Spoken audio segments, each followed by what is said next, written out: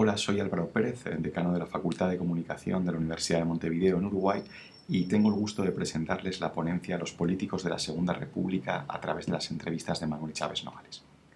El contexto precisamente en el que se publican estas entrevistas es el de la llegada a España de la Segunda República que se proclamó el 14 de abril de 1931. Este cambio político tuvo también una fuerte presencia en los medios y, como dice Sagarra, cito, la prensa destaca por su carácter predominantemente político, bien por su contenido ideológico o bien porque muchos periódicos aparecen como órganos de partidos o grupos de intereses desde los cuales promueven sus idearios, de tal modo que la prensa, además de expresar la fragmentación social y la carencia de un consenso político básico en la España de los años 30, agudiza las tensiones interviniendo activamente en la lucha política y social. Fin de la cita. En ese contexto periodístico y político de cambio y de activismo hay un diario, que es el diario Ahora, que se caracteriza curiosamente por su moderación. Este diario había sido fundado en 1930, era un periódico de origen liberal y monárquico, pero que aceptó la Segunda República y que además se posicionó como uno de sus defensores desde la moderación democrática. Y esa moderación quizá la encabezase de manera muy ejemplar su subdirector, Manuel Chávez Nogales. Manuel Chávez Nogales, nacido en Sevilla a finales del 19 y fallecido en Londres en 1944 en el exilio, fue un periodista republicano, liberal, masón, que desde esa subdirección buscó dar a conocer, difundir lo que significaba la Segunda República a través del oficio periodístico y precisamente a través de la entrevista. Un texto que, como saben, busca, cito a Fratini y Quesada, basándose en el diálogo con personas notorias, dar a conocer sus opiniones y sus actividades. Fin de la cita. Esas entrevistas que Chávez Nogales elige hacer son unas entrevistas a 7 políticos relevantes dentro del nuevo régimen republicano. Las entrevistas se publican entre el 8 de noviembre y el 20 de diciembre de 1931 y allí se entrevista a Manuel Azaña, a Alejandro Lerroux, a Francisco Largo Caballero, a Fernando de los Ríos, a Marcelino Domingo, a Aniceto Alcalá Zamora y a Francesc Macià. Macià precisamente es el personaje que ven en esta portada del diario Ahora, porque en todas esas entrevistas la imagen tenía un rol fundamental, como veremos más adelante.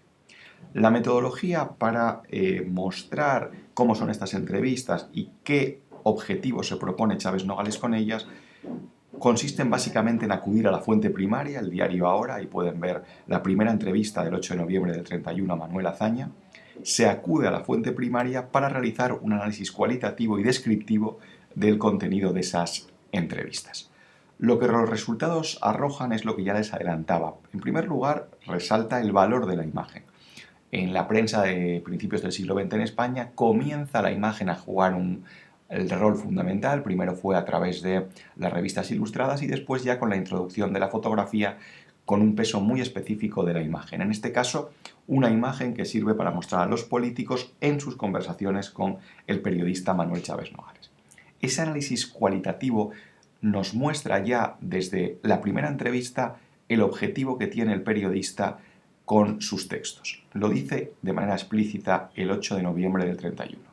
Cito: a punto ya de terminarse en las Cortes Constituyentes la discusión del Código Fundamental del Estado Republicano, hemos creído que podíamos hacer un gran servicio a la opinión yendo a preguntar a los hombres que gobiernan España cuál es su pensamiento, qué es lo que quieren hacer, cuál es el esquema intelectual de su país tal como lo han concebido al contraer la enorme responsabilidad de torcer el rumbo de la nación. Fin de la cita. Es decir, Chávez, como muestran sus entrevistas, se propone dar a conocer al gran público a esos políticos, mostrar sus ideas y además mostrarlas, como veremos, desde la moderación. Por eso, los resultados de este análisis de cualitativo nos muestran que Chávez explica quiénes eran, por ejemplo, cuando dice que Azaña era, cito, un desconocido para la gran masa, fin de la cita, nos explica de dónde venían. De Marcelino Domingo, cito, dice, es un luchador revolucionario de siempre, hoy colocado al frente del Ministerio de Instrucción Pública, fin de la cita, y nos cuenta también qué defendían o qué les definía. Por ejemplo, en el caso de Lerroux, cito, era la clave del arco, fin de la cita, el contrapeso entre izquierda y derecha, de alguna manera, la persona que equilibraba la tendencia más quizá izquierdista en origen de la Segunda República. Chávez usa el carácter de los personajes y lo relaciona con su vida pública. Cómo son los personajes nos habla también de cómo son como políticos. Y por eso la manera de Chávez Nogales de presentar al personaje es a través de un relato cargado de elementos literarios. Chávez se presenta como un narrador testigo y Chávez muestra aquí algunas de las características propias de su periodismo que le entroncan, que le relacionan con el periodismo narrativo, el periodismo literario y que le hacen que algunos autores lo consideren antecedente del nuevo periodismo. Esas entradas que Chávez Nogales hace de los personajes sirven para situar algo que vemos a través de los textos en la formulación y la organización que Chávez ofrece. Esa formulación y organización nos muestra una visión moderada de los nuevos políticos. Por eso leemos frases como esta de Azaña. Cito: sería erróneo suponer que una república nacida de una revolución pueda o deba permitir que en las manos del gobierno se relajen los resortes de la autoridad y el mando. Fin de la cita. O también Azaña: quizá le está reservado a España hacer pacíficamente el primer ensayo de transformación social de un pueblo. Fin de la cita. Moderación, pacifismo.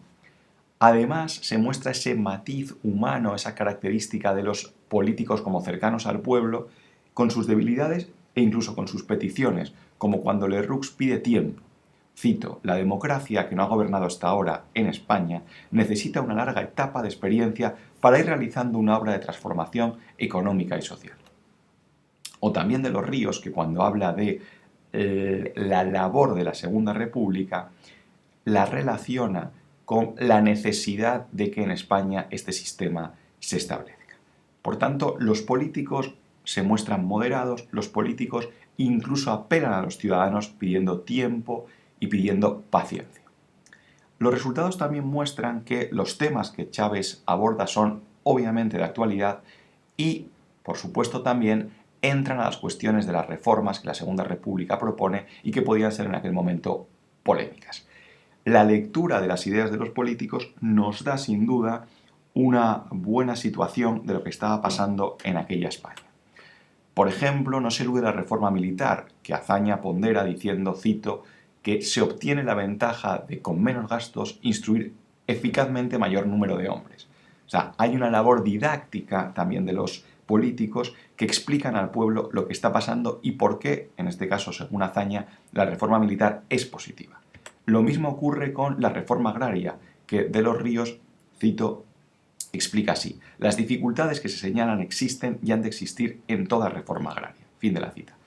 No es que vaya a ser fácil, pero los políticos explican por qué desde su punto de vista son necesarias las reformas y los cambios y eventualmente qué ventajas tienen. Cuando se habla de educación, por ejemplo, Domingo entiende que hay un éxito republicano. Cito: la república en enseñanza ha convertido en leyes las ilusiones de la revolución. Fin de la cita. Por tanto, no solamente explican, no solamente hacen una labor didáctica, sino que también, cuando corresponde o cuando ellos así lo consideran, reivindican los éxitos de la naciente república. En cuestiones todavía más finas como el Estatuto de Cataluña, Chávez Nogales acude a las personas clave para poder explicar lo que está pasando ahí. En este caso, al líder de Esquerra Republicana, Macià. Cito: lo que queremos nosotros es estrechar los lazos de cordialidad y amor entre todos los pueblos ibéricos. No es cierto que pretendamos desinteresarnos de los problemas de España, sino que tenemos que ir cordialmente unidos. Fin de la cita. Se explica el estatuto y los propios protagonistas reivindican, matizan y explican por qué esos cambios son positivos y eventualmente intentan disipar las dudas que puedan generar entre algunos sectores de la población, en este caso los sectores de ahora que tenían un carácter más moderado y de clase media burguesa. Lo mismo ocurre también con algunas cuestiones que después generaron problemas durante los años de la Segunda República. Algunos de los protagonistas de esta historia hablan de lo que significa que la República nazca como república de izquierdas. Domingo dice, cito, siendo la república de las izquierdas, será de las ilusiones, y siendo de las ilusiones, España con libertad y autoridad hará su camino en la historia. Fin de la cita. Ya aparece aquí la cuestión de una república de izquierdas que, posteriormente y con el pasar, con la perspectiva que nos da la historia, efectivamente generó algunas cuestiones de enfrentamiento, por ejemplo, en el año 1934, cuando las derechas se hacen con el poder de la República. Por tanto, este análisis cualitativo, este análisis descriptivo de las entrevistas de Chávez Nogales nos lleva a poder sacar al menos 3 conclusiones. La primera, que Chávez dio voz a los hombres que esperaban llevar a cabo las reformas del nuevo sistema. Y lo hizo desde la moderación, lo hizo desde un espíritu constructivo y conciliador. De alguna manera, la personalidad, el ethos y el carácter del periodista marcan las entrevistas, por las preguntas, por la aproximación, pero también porque los políticos, en cierta medida, se adaptan a ese carácter centrado del entrevistador. Y se adaptan también a los lectores de ahora, que, insisto, son lectores de un espectro de clase media, burguesa, de ideología moderada.